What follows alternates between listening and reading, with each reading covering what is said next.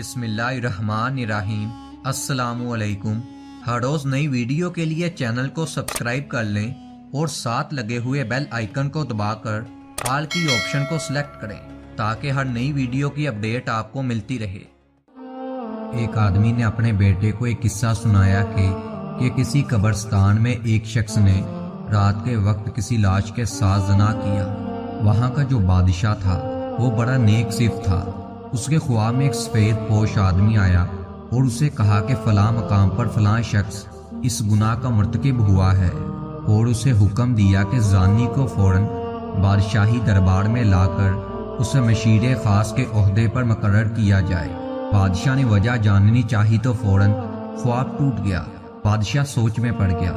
بہرحال سپاہی روانہ ہوئے اور جس مقام کا بتایا گیا تھا وہ شخص وہیں موجود تھا۔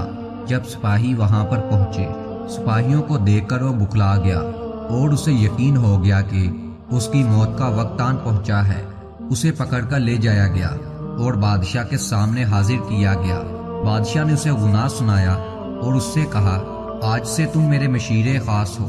دوسری رات بادشاہ کو پھر خواب آیا تو بادشاہ نے فوراً اس سفید پوش سے اس کی وجہ پوچھی کہ ایک زانی کے ساتھ ایسا معاملہ کیوں۔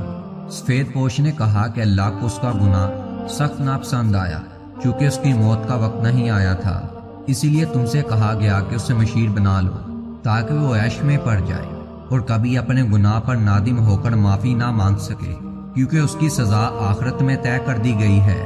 مرتے دم تک وہ عیش میں غرق رہے گا اور بلکہ خوش بھی ہوگا کہ جس گناہ پر اسے سزا دینی چاہیے تھی اس گناہ پر اسے اعلیٰ عہدہ مل گیا۔ سو اسے گمراہی میں رکھنا مقصد تھا۔ آدمی اٹھا اور اپنے بیٹے کے سر پر ہاتھ رکھا اور کہا، بیٹا، جب گناہوں پر آسانی ملنے لگے تو سمجھ لینا آخرت خراب ہو گئی ہے اور توبہ کے دروازے بند کر دیے گئے ہیں۔ اس کا بیٹا کہتا ہے کہ میں سن کر حیران رہ گیا، خدارا اس لعنت سے بچے، اس میں ملوث ہونا کوئی کمال نہیں، اس سے بچنا کمال ہے، باز رہنا کمال ہے۔